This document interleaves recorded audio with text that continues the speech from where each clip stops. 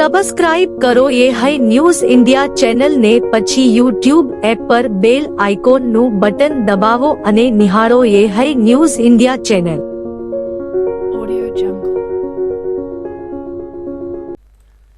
ગુજરાત વિધાનસભાના અધ્યક્ષ શંકર ચૌધરીએ થરાદ ખાતે ખેડૂતો માટે મહત્વપૂર્ણ જાહેરાત કરી છે. તેમણે જણાવ્યું કે પાક નુકસાનનો ભોગ બનેલા ખેડૂતોને વળતર મળશે અને તેમની મગફળી ટેકાના ભાવે ખરીદવામાં આવશે.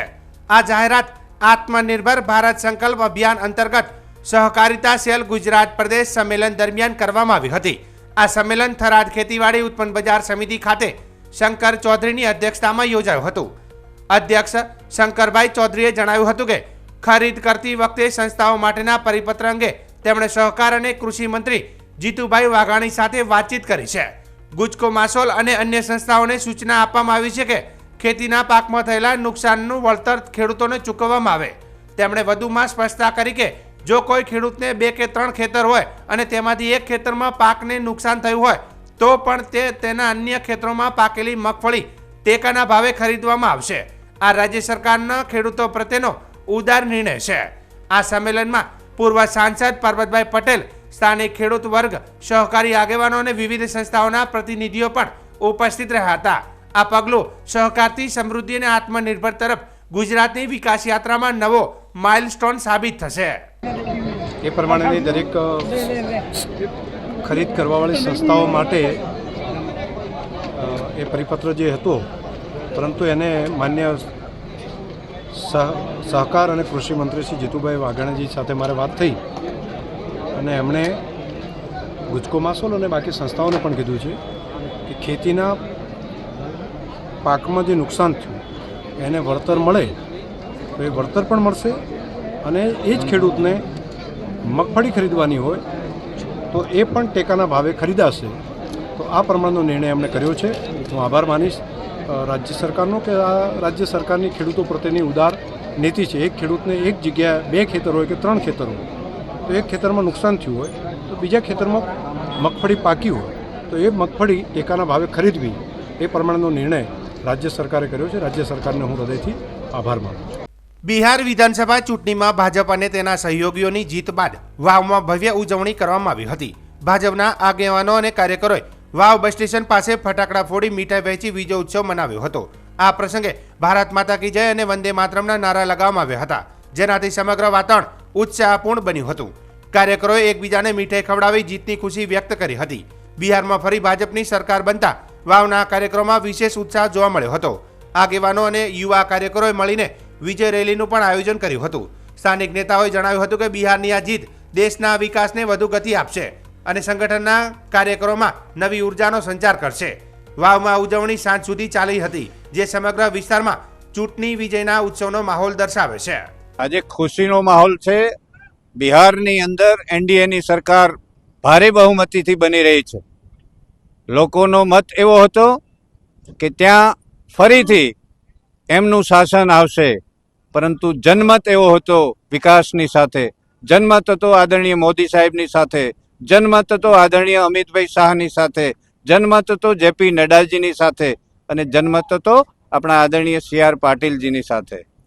આ ગુજરાતની પેટર્ન બિહારમાં ચાલી, આદરણીય મોદી સાહેબ અને અમિતભાઈ શાહ સાહેબનો જાદુ ચાલ્યો અને લોકોના દિલ જીતીને આજે 209 જેટલી સીટો સાથે એનડીએ બહુમતી સાથે ત્યાં સરકાર બનાવી રહી છે. જંગલ રાજ ખતમ થઈ ગયું, ત્યાં વિકાસની સાથે બિહાર જોડાઈ ગયું છે. ત્યાંના મતદાર ભાઈઓને લાખ લાખ અભિનંદન આપીએ છીએ. મોદી સાહેબ, અમિતભાઈ શાહ સાહેબ, જેપી નડ્ડા સાહેબને વંદન કરીએ છીએ અને આજે વાવની અંદર સૌ કાર્યકર્તાઓ મળીને ફટાકડા ફોડીને ખુશીનો માહોલ ઉજવી રહ્યા છે. આજે બિહારની પ્રજાએ માન્ય મોદી સાહેબની વિકાસની રાજનીતિમાં ભરોસો રાખીને પ્રચંડ બહુમતી સાથે જે બિહારની અંદર એનડીએની સરકાર બનવા જઈ રહી છે, ત્યારે વાવ વિસ્તારની અંદર સમગ્ર કાર્યકર્તાઓ અમારા આગેવાનો સાથે મળીને ફટાકડા ફોડીને અને વિજયોત્સવ મનાવ્યો છે. માન્ય મોદી સાહેબે જે છેલ્લા 1 દાયકાની અંદર ભારતનું વિશ્વની અંદર એક નવું નામ ઊભું કર્યું છે, ભારતની એક શક્તિ ઊભી કરી છે. એમાં ભરોસો રાખીને બિહારની પ્રજાએ જ્યારે એનડીએની સરકારને માન્ય મોદી સાહેબમાં ભરોસો રાખીને મત આપ્યા છે અને એનું આજે પરિણામ આપણે સૌ જોઈ રહ્યા છે. બિહારની અંદર ખૂબ ભારે બહુમતી સરકાર બની રહી છે, એની અમે સૌ ખુશીઓ મનાવી રહ્યા છીએ અને આનો શ્રેય માન્ય મોદી સાહેબને જાય છે, લાખો કાર્યકર્તાઓને જાય છે. વાવ થરાદ જિલ્લાના થરાદ તાલુકાના ખોડા ગામે આજે ભગવાન બિરસા મુંડાની 150મી જન્મ જયંતિની યાદમાં ભવ્ય આદિવાસી સંમેલન યોજાયું હતું. આ કાર્યક્રમનું અધ્યક્ષસ્થાન વિધાનસભાના અધ્યક્ષ શંકરભાઈ ચૌધરીએ સંભાળ્યું હતું. કાર્યક્રમ દરમિયાન આદિવાસી સમાજના લાભાર્થીઓને સરકારની વિવિધ કલ્યાણકારી યોજનાઓના લાભોનું વિતરણ કરવામાં આવ્યું હતું. કાર્યક્રમને સંબોધતા અધ્યક્ષ શંકરભાઈ ચૌધરીએ જણાવ્યું હતું કે ભગવાન બિરસા મુંડા આદિવાસી સમાજના અદ્ભુત પ્રેરણા સ્ત્રોત અને આદર્શ વ્યક્તિત્વ રહ્યા છે. નાની વયે આશ્રમ સ્થાપીને તેમણે સમાજ સેવા, વ્યસન મુક્તિ, શિક્ષણનો પ્રસાર અને સમાજમાંથી અંધશ્રદ્ધા, કુરિવાજો દૂર કરવા માટે અવિરત કાર્ય કર્યું હતું. તેઓએ ઉમેર્યું કે બિરસા મુંડાએ અંગ્રેજી શાસનની દમનકારી નીતિઓ સામે તીર કામઠા લઈને હિંમતભરી લડત આપી હતી અને સમાજને એકતાના સૂત્રમાં બાંધવાનું કામ કર્યું હતું. દેશની સ્વતંત્રતા માટે આદિવાસી યુવાનો દ્વારા આપેલા બલિદાનો યુવા પેઢી માટે ગૌરવ અને પ્રેરણા સ્ત્રોત છે.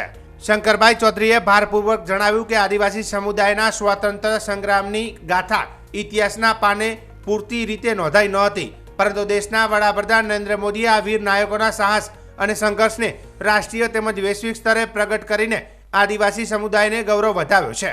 તેમના સંદેશા અનુસાર બિરસા મુંડા જીવન મૂલ્ય, રાષ્ટ્રીય એકતા, ન્યાય અને આત્મસન્માનનો માર્ગ બતાવે છે.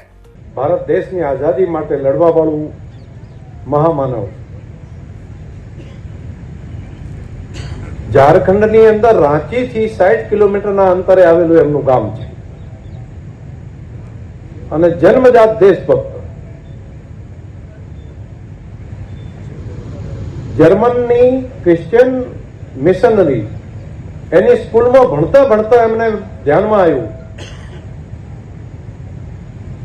કે આમનો ભણાવવા કરતા વધારે ઉદ્દેશ ધર્મમાંથી વટાળ પ્રવૃત્તિ માટેનો છે.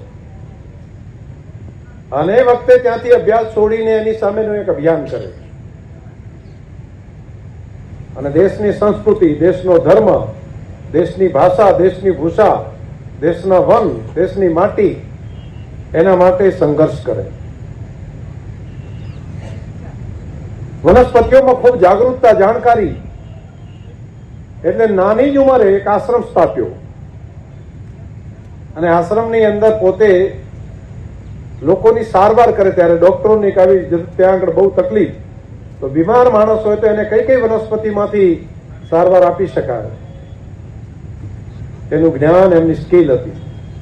અનેક લોકોની સેવા કરી અને અમે અનેક એવા ચમત્કારો એમણે પોતાની સ્કિલના આધાર ઉપર કર્યા કે જેથી કરીને આટલી નાની ઉંમરે આજુબાજુના અનેક લોકો, માત્ર આદિવાસી સમાજ જ નહીં, દરેક જ્ઞાતિ સમાજ એમને ભગવાન તરીકે માનવા માંડ્યા. લોકોની શ્રદ્ધા વધી અને પછી દેશની આઝાદી માટેની ચળવળ ચાલી.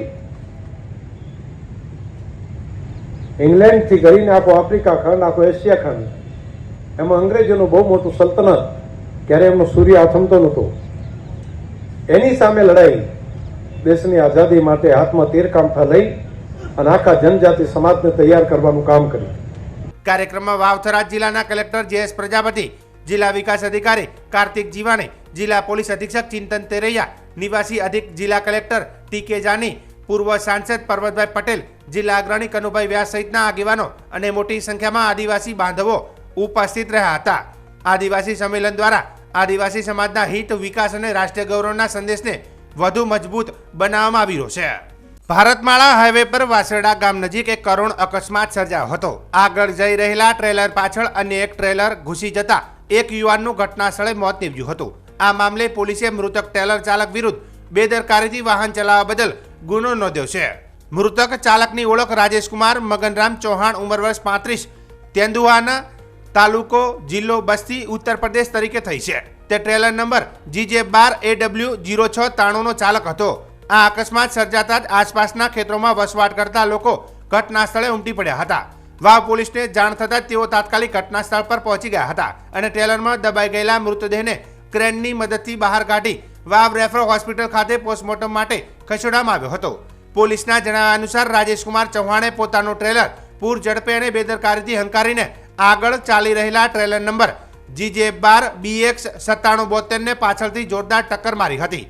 આ અકસ્માતમાં તેનું મોત નીપજ્યું હતું. વાવ પોલીસે અકસ્માતનો ગુનો દાખલ કરી વધુ તપાસ હાથ ધરી છે. વાવ થરાદ જિલ્લાના વાવ વિધાનસભા વિસ્તારમાં આવનારા 20 નવેમ્બરે સરદાર વલ્લભભાઈ પટેલની એકતા, શક્તિ અને રાષ્ટ્ર નિર્માણની પ્રેરણાથી સરદાર પટેલ એકતા પદયાત્રાનું ભવ્ય આયોજન કરવામાં આવ્યું છે. વાવથી ઢીમા સુધી યોજાનારી આ પદયાત્રાને સફળ બનાવવા માટે આજે મહત્વપૂર્ણ સંકલન બેઠક મળી હતી. મીટિંગમાં જણાવ્યા મુજબ પદયાત્રાનું નેતૃત્વ રાજ્યના મંત્રી સૌરભજી ઠાકોર કરશે. પદયાત્રામાં 5000થી વધુ પદયાત્રીઓ ઉમટે તેવી શક્યતા છે. યાત્રાધામ ઢીમા ખાતે વિશાળ સભા સાથે પૂર્ણ થશે, જ્યાં સરદાર પટેલના વિઝન અને રાષ્ટ્રીય એકતા અંગે માર્ગદર્શન આપવામાં આવશે. આજની સંકલન બેઠકમાં મંત્રી સૌરભજી ઠાકોર સાથે જિલ્લા મહામંત્રી કનુભાઈ વ્યાસ, વાવ તાલુકા પ્રમુખ પ્રકાશ વ્યાસ, મહામંત્રી ધનજી રબારી, મંત્રી ભગવાનભાઈ બ્રાહ્મણ, એપીએમસીના chairman Nagjibhai Patel, vice chairman Bhurabhai Asal, આગેવાન ભગવાનભાઈ વ્યાસ સહિત અનેક અગ્રણીઓ ઉપસ્થિત રહ્યા હતા. આગેવાનોના જણાવ્યા મુજબ આ પદયાત્રા દ્વારા સરદાર પટેલના એકતા અને રાષ્ટ્ર નિર્માણના સંદેશને ગામડાઓમાં પ્રત્યેક ઘર સુધી પહોંચાડવાનો મુખ્ય હેતુ છે. કાર્યક્રમને સફળ બનાવવા તમામ વિભાગોને જરૂરી સૂચનાઓ આપવામાં આવી છે, જ્યારે સ્થાનિક જનતા અને યુવાનોમાં પણ પદયાત્રાને લઈને ભારે ઉત્સાહ જોવા મળી રહ્યો છે. આ પદયાત્રા વાવ વિસ્તારમાં સામાજિક એકતા અને રાષ્ટ્રીય ભાવનાને મજબૂત બનાવશે તેવી આગેવાનો દ્વારા આશા વ્યક્ત કરવામાં આવી છે. વાવ થરાદ જિલ્લામાં પ્રોહિબિશન અને જુગાર વિરુદ્ધ કડક કાર્યવાહીના નિર્દેશો બાદ જિલ્લાની એસઓજી ટીમે મોટી કામગીરીને અંજામ આપ્યું છે. સરહદી રેન્જ કચ્છ ભુજના પોલીસ મહાનિરીક્ષક ચિરાગ કોરોડિયા તથા વાવ થરાદ જિલ્લાના પોલીસ અધિક્ષક ચિંતન તેરૈયાના કડક સૂચનોને અનુસરતા પોલીસે ગેરકાયદેસર દારૂના વહીવટ પર સખત પેટ્રોલિંગ શરૂ કર્યું છે.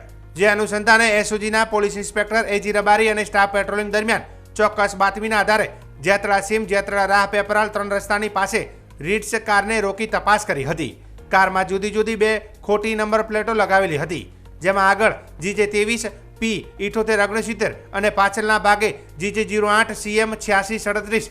જ્યારે તપાસમાં કારના સાચા રજિસ્ટ્રેશન નંબર GJ01 RG 9583 અને GJ08 DJ 6367 હોવાનું બહાર આવ્યું હતું. તપાસ દરમિયાન કારમાંથી મોટી માત્રામાં દારૂ અને બિયરનો જથ્થો મળી આવ્યો હતો, જેમાં કુલ 864 બોટલ બિયર ટીન કિંમત ₹1,86,048 તેમજ તપાસ દરમિયાન રીટ્સ કાર સહિત કુલ ₹2,86,048નો મુદ્દામાલ પોલીસને મળ્યો હતો. સમગ્ર મુદ્દામાલ કબજે કરીને વાહન ચાલકો વિરુદ્ધ ધ પ્રોહિબિશન એક્ટ હેઠળ થરાદ પોલીસ સ્ટેશનમાં કાયદેસરની કાર્યવાહી કરવામાં આવી હતી. બનાસકાંઠા જિલ્લાના પાલનપુરની ગોકુળધામ વિલાસ સોસાયટીના રહેવાસીઓ આજે પાલિકા સામે તીવ્ર રોષે ભરાયા હતા. સોસાયટીમાં બનેલા બમ્પ તોડવા માટે પાલિકા દ્વારા નોટિસ આપવામાં આવતા સ્થાનિક રહેવાસીઓએ પાલિકાના ચીફ ઓફિસર સામે ભ્રષ્ટાચારના ગંભીર આક્ષેપો કર્યા છે. સ્થાનિકોના જણાવ્યા મુજબ સોસાયટીમાં પાલિકાના વરસાદી પાણીનું સંચાલન પૂરતું ન થતું હોવાથી દર વર્ષે વરસાદી પાણી ઘૂસી જવાની પરેશાની સર્જાય છે. છતાં પાલિકા તેની યોગ્ય વ્યવસ્થા કરવામાં નિષ્ફળ ગઈ છે. વરસાદી નિકાલની વ્યવસ્થા ન હોય છતાં સોસાયટીમાં બનાવેલા બમ્પને તોડવાની નોટિસ આપી એક તરફી અને અન્યાયપૂર્ણ પગલું છે તેવી રહેવાસીઓની ફરિયાદ છે. તો કેટલાક રહેવાસીઓએ તીક્ષ્ણ આક્ષેપ કરતા જણાવ્યું કે ચીફ ઓફિસરમાં સાચું હિંમત હોય તો લડબી નદી પર થતા દબાણો દૂર કરાવે, સોસાયટી પર જ તોફાન ન ચલાવે. સ્થાનિકોનું કહેવું છે કે પાલિકાએ વિસ્તારના મૂળભૂત પ્રશ્નો ઉકેલવાના બદલે પાછળની નવી સોસાયટીના બિલ્ડર સાથે મળીને અનિચ્છનીય દબાણ લાદવાનું શરૂ કર્યું છે.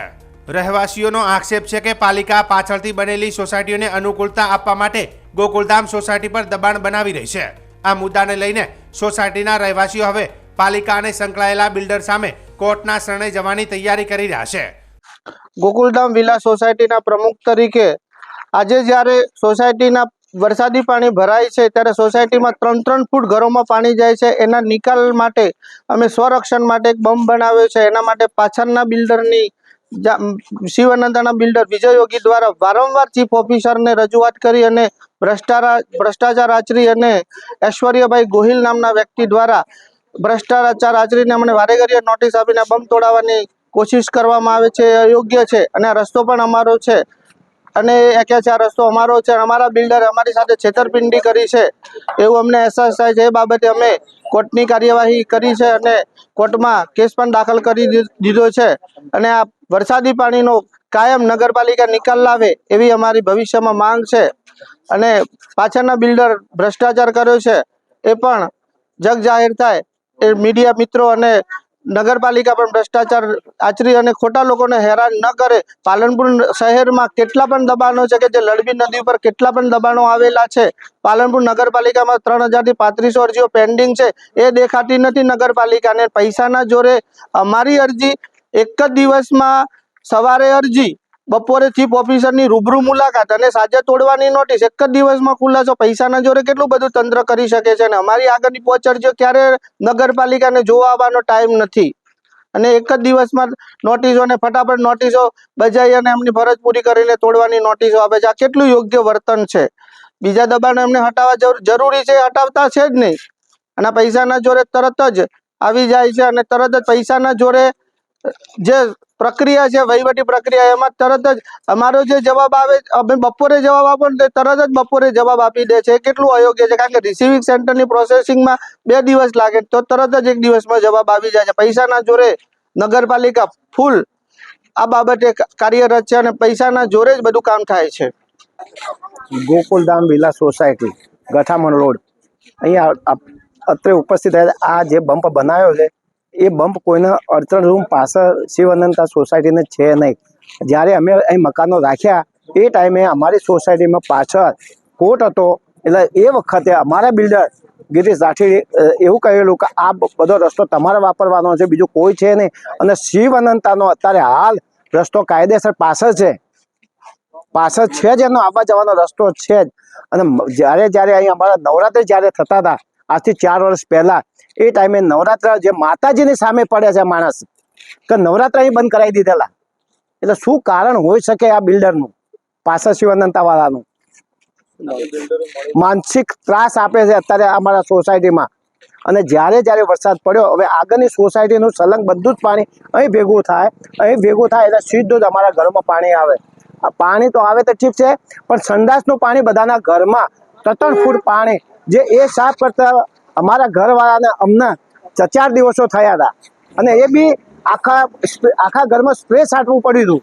આના માટે સ્પ્રે છાંટવું પડ્યું. હવે આપ જ જોઈ રહ્યા છો કે આજે પાલનપુરમાં લડબી નદી અત્યારે આપણે પાલનપુરનો ક્રોસ થઈને જઈ રહી છે, બરાબર?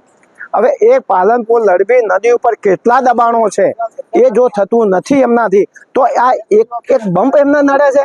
અને બમ્પ હકીકતમાં એમની ગાડીઓ જે રેતીના ટરબા ભરીને જો અહીંથી બમ્પ ઉપર થઈને જતા હોય, એમની ઈંટોની ગાડીઓ જતી હોય તો, અને અત્યારે તમે જોયું ને પાણીનું ટેન્કર આવ્યું એ પણ અત્યારે ક્રોસ થઈ અને છેલ્લા ગેરમાં જો જતું હોય તો પછી આ બમ્પ કહેવાય કે શું કહેવાય? આ તો કે અંબાજીનો કે ત્રિશુલ ઘાટ નથી. આજે રોજ નગરપાલિકા અને અમારા સોસાયટીના રહીશો વચ્ચે જે ચાલી રહ્યું છે, ખરેખર એનું મુખ્ય કારણ જાણ્યા વગર આજે આ બમ્પ તોડવાની વાતો થઈ રહી છે. ત્યારે ગત ચોમાસે 6 ઇંચ વરસાદ ભરાયો અને પાણી 3 ફૂટ અમારા ઘરોમાં ભરાયું. ત્યારે સવારે આખી રાત જાગી અને સવારે 4 વાગે છોકરાઓને લઈને ધાબા ઉપર જ્યારે જવું પડે ને, ત્યારે કેવી વીતે છે એ જોવું જોઈએ. તમે કારણ જાણ્યા વગર અહીંનો તો એરિયા જુઓ, અહીંનો કેટેચમેન્ટ એરિયા કેટલો છે. અહીંયા જીયુડીસીએ 300 mm ડાયાની પાઇપો નાખી છે ફક્ત. જ્યારે પાણી 600 mm ડાયાની પણ ન નીકળે તો 300 ડાયા કેવી રીતે નીકળી શકે? તો તમે એ પાણીના નિકાલની વ્યવસ્થા કરો. અહીંયા સોસાયટી સાથે બમ્પ કેમ ના બનાવે એ તોડવાની વાતો કરે. અરે સોસાયટીનું પાણી અંદર ન જાય એ માટે સોસાયટીએ પોતાના રક્ષણ માટે બમ્પ બનાવ્યો છે અને પોતાના રસ્તા ઉપર બનાવ્યો છે, બરોબર? અને પોતાના રસ્તા પર છે કે નહીં એના માટે અમે કોર્ટમાં કેસ કરી ચૂક્યા છીએ અને એના માટે લડીશું. પણ અત્યારે અમારા ઘરોમાં પાણી ન ઘૂસે એ માટે અમે અમારા રક્ષણ માટે આ બમ્પ બનાવ્યો છે. અને નગરપાલિકાને અપીલ છે કે તમે કોઈ પણ ટીપી પાડો છો તો એના વરસાદના પાણીનો નિકાલનો પ્રશ્ન પહેલા સોલ્વ કરો અને પછી એને એપ્રુવલ આપો. આ રીતે ધડાધડ એપ્રુવલ ના આપો. અને વધારે જણાવવાનું કે પાછળના બિલ્ડરનું પ્રેશર છે તો તમે એમને જાણો, પાછળના કારણો જાણો. એ ડાયરેક્ટ અમારી સોસાયટીના બધા મેમ્બરોને હેરાન ના કરો. છતાં અમે લડવા માટે તૈયાર છીએ. સાહેબ, શું કહેશો? ગોકુલધામ જે સોસાયટી છે તેના બમ્પની જે કામગીરી છે, બંને જે સોસાયટીના જે રહીશો છે, રહીશો એકબીજાને લઈને શિવ અનંતા સોસાયટીના રહીશો દ્વારા અત્યારે નગરપાલિકામાં ગોકુલધામ સોસાયટી દ્વારા રસ્તા ઉપર 4 ફૂટનો બમ્પ બનાવી અને ઓબ્સ્ટ્રક્શન કરવામાં આવ્યું છે, તેની ફરિયાદ કરવામાં આવેલી છે. તે અન્વયે નગરપાલિકાના ટેકનિકલ સ્ટાફ દ્વારા સ્થળ તપાસ પણ કરવામાં આવેલી છે. આ જાહેર માર્ગ ઉપર ખોટી રીતે અવરોધ કરી અને ગેરકાયદેસર દબાણ કરેલું તે બાબતની ફરિયાદ મળેલી છે અને તે દૂર કરવા માટેની નિયમિત પ્રક્રિયા હાથ ધરવામાં આવી છે. સાહેબ શું કહેશો, ગોકુલધામના લોકોએ પણ અગાઉ આ બાબતને લઈને લેખિત રજૂઆત કરી, શું ગોકુલધામના જે રહીશો છે તેમની રજૂઆત એવી છે કે આ રસ્તો જાહેર નથી અને પ્રાઇવેટ તેમની માલિકીનો છે, પણ રેકર્ડની ખાતરી કરતા તે વાત સત્ય નથી. આ કોઈ પણ પ્રાઇવેટ માલિકીનો રસ્તો નથી. એ જે તે વખતે ગોકુલધામના બિલ્ડર દ્વારા પણ આ રસ્તો તેમને એપ્રોચ પાછળની સોસાયટીને આપેલો છે અને આ 12 મીટરનો ક્રોસ ઓવર રોડ મૂકવામાં આવેલો છે નગરપાલિકાની મંજૂરીમાં, અને તે બાબતની તેમને લિખિતમાં પણ જાણ કરેલી છે. સાહેબ, ગોકુલધામના લોકોને વરસાદના ગોકુલધામના લોકોને જે વરસાદી પાણીની જે તેમની જે રજૂઆત છે તે અન્વયે નગરપાલિકા દ્વારા સ્ટોમ વોટર ડ્રીલનું આયોજન કરવામાં આવેલું છે અને આ બમ્પ બનાવવાથી મોટો વધારે પ્રશ્ન ઉપસ્થિત થયો છે વરસાદી પાણીના ઓબ્સ્ટ્રક્શનનો. અને આ જે ગેરકાયદેસર બમ્પ કરેલો છે તે લગભગ 4 ફૂટની હાઇટનો બમ્પ કરેલો છે, તે બિલકુલ ચલાવી લેવાતું નથી અને તે માટે તેમની સાથે વાટાઘાટો પણ ચાલુ છે. તેના બિલ્ડર સાથે, બંને સોસાયટીના બિલ્ડર સાથે પણ ચર્ચા કરવામાં આવી છે અને તેનો ટૂંક સમયમાં નિકાલ આવશે. લોકોના આક્ષેપ છે કે નગરપાલિકાના ચીફ ઓફિસર અને બિલ્ડર વચ્ચે સાંઠગાંઠ હોવાના કારણે લોકોના આક્ષેપ છે, પણ આજે જેની જે ટેકનિકલ અને સત્ય બાબત છે કે ખાતરીપૂર્વક જે કહેવામાં આવે છે કે આ જાહેર રસ્તા ઉપર આ ગેરકાયદેસર રીતનો બમ્પ બનાવવામાં આવેલો છે અને આક્ષેપ છે એના કોઈ આધાર પુરાવા હોય તો તે જણાવશો, તે બાબતે ઉપર ઉપલી કચેરીમાં પણ રજૂઆત કરી શકાશે. કેન્દ્રીય નાર્કોટિક્સ ટીમે બનાસકાંઠા જિલ્લાના પાલનપુરમાં મોડી રાત્રે દરોડા પાડી પ્રતિબંધિત દવાઓનો મોટો જથ્થો જપ્ત કર્યો છે. ગાંધીનગરથી પકડાયેલા એક દંપતીની પૂછપરછ બાદ આ કાર્યવાહી કરવામાં આવી હતી, જેમાં પાલનપુરમાં આવેલા એક ગોડાઉનમાંથી કરોડો રૂપિયાની કિંમતની દવાઓ મળી આવી હતી. 4 દિવસ અગાઉ નાર્કોટિક્સ ટીમે ગાંધીનગરથી એનડી ફાર્માસ્યુટિકલના માલિક સુનિલ મોદી અને તેમના પતિ સમીક્ષા મોદીની ધરપકડ કરી હતી. કોર્ટે તેમને 5 દિવસના રિમાન્ડ પર મોકલ્યા હતા. રિમાન્ડ દરમિયાન પૂછપરછમાં સુનિલ મોદીએ પાલનપુરમાં પણ તેમનું એક ગોડાઉન હોવાની કબૂલાત કરી હતી. આ માહિતીના આધારે નાર્કોટિક્સ ટીમે પાલનપુરમાં આવેલા ગોડાઉન પર દરોડા પાડ્યા હતા. મોડી રાત્રે કરાયેલા આ કાર્યવાહીમાં ગોડાઉનમાંથી 2872 કોડીનની બોટલ અને 26,230 ટ્રામાડોલ ઇન્જેક્શન સહિત પ્રતિબંધિત દવાઓનો મોટો જથ્થો ઝડપી પાડવામાં આવ્યો હતો. દરોડા દરમિયાન કુલ 37 કાર્ટૂન ગેરકાયદેસર દવા મળી આવી હતી. જપ્ત કરાયેલા મુદ્દામાલમાં 1,81,690 ટેબ્લેટ્સ, 16,620 ક્લોનાઝાપામ ટેબ્લેટ, 2,030 લોરાઝાપામ ટેબ્લેટ અને લગભગ 2,000 અલ્ફાઝોલમ ટેબ્લેટનો સમાવેશ થાય છે. નાર્કોટિક્સ ટીમે તમામ પ્રતિબંધિત દવાઓનો મુદ્દામાલ કબજે કરી વધુ તપાસ અને કાયદેસરની કાર્યવાહી માટે પાલનપુર પોલીસને સોંપ્યો છે. तकरीबन जो 7 तारीख को जो एक एंडी फार्मास्यूटिकल के जो ओनर थे, जो पति पत्नी हैं, जो सुनील कुमार और जो समीक्षा जी हैं, तो उन्हीं की फर्दर जो है ड्यूरिंग उनकी 5 दिन की हमने 5-7 दिन का रिमांड चाहा था, जिसमें से 5 दिन का रिमांड हमें जो है ऑनरेबल कोर्ट ने प्रोवाइड किया था. तो ड्यूरिंग इंटरोगेशन जो है उन्होंने बताया कि हमारा एक और गोदाम है जो कि पालनपुर में ही है.